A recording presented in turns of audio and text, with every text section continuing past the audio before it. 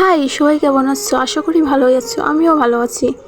তো এখানে আমি বুট সেদ্ধ করতে দিয়েছি, কারণ আজ তৈরি করব হচ্ছে ভুনা।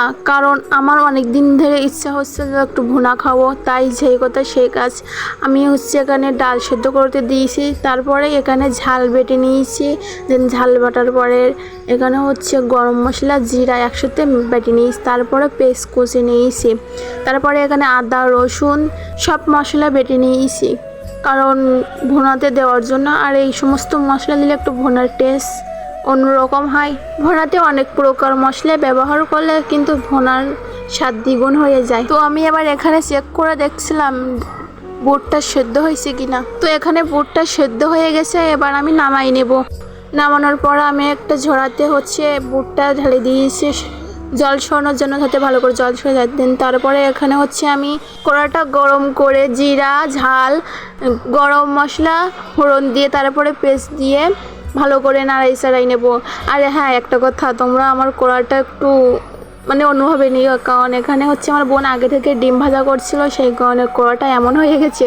কারণ এর আগে আমি কড়া পরিষ্কার করে নিয়েছিলাম, বাট বোন ডিম ভেজে নিয়েছি বলে এমনটা দেখা যাচ্ছে। তো যাই হোক, এখানে আমি পেস্টটা লাল লাল করে ভেজে নেব। আর হ্যাঁ, তোমাদের একটা কথা বলি, তোমরা যদি কখনো একটা ভালো কাজ করতে যাও, তোমাদের পিছনে কিন্তু অনেক মানুষ থাকবে, কিন্তু হ্যাঁ, তুমি যদি কখনো বিপদে পড়ো তাহলে কিন্তু কেউ তোমাকে সাহায্য করবে না। কিন্তু তুমি যখনই ভালো কাজ করতে যাবে তখনই তাদের নজর লেগে যাবে, তাই তোমার কাজটা ভালো মতন করবা। আর হ্যাঁ, এই পৃথিবীতে কিন্তু কেউ কারোর ভালো চায় না, নিজের গালের দাঁতগুলোও কিন্তু আপন নয়। তাই বলি, তুমি যেটা করবা সেটাই মন থেকে করবা, কারণ তোমার কাছে তোমার কাজটাই বড়, কারোর কথা কিংবা কারোর সমালোচনা এটাই তোমার কাছে বড় না, ঠিক আছে? তাই তুমি যা করবা ভেবে চিন্তে করবা। আর দেখো, তোমাদের সাথে বকতে বকতে কিন্তু আমার পেঁয়াজটা কিন্তু লাল হয়ে গেছে। এমন লাল লাল ভাব চলে আসলে তখনই হচ্ছে ঝাল, তারপরে হচ্ছে সব ধরনের মশলা দিয়ে দেবা এখানে। দেন সব ধরনের মশলা দেওয়ার পরে তুমি এখানে একটু হালকা নাড়াচাড়া দেবে, কারণ এই যে মশলাটা তোলায় যেন না লেগে যায়, সেই কারণে একটু নাড়াচাড়া করবা, ঠিক আছে?